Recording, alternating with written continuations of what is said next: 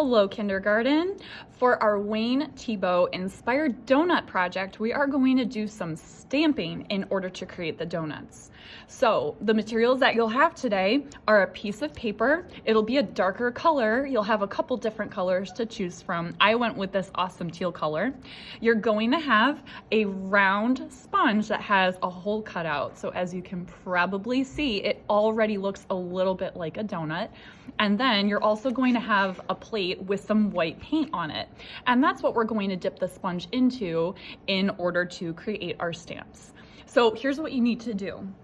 Know that you're going to get a little bit of paint on your fingers. So if you have sleeves on, you might want to push them up over your elbows to make sure that we keep our clothes nice and clean.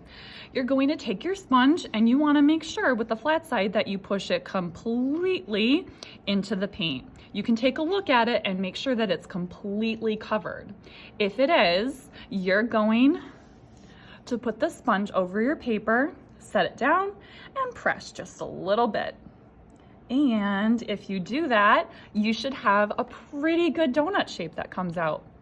If you have any areas where the paint didn't show up, that's okay. Not every stamp is going to be perfect. So go ahead and use your sponge in order to add some more donuts to your paper. So I have gone ahead and stamped my donuts onto my paper. You'll see that I have 7 donuts on here. I wanted to fill up the space, but I did not want them to overlap or cover each other.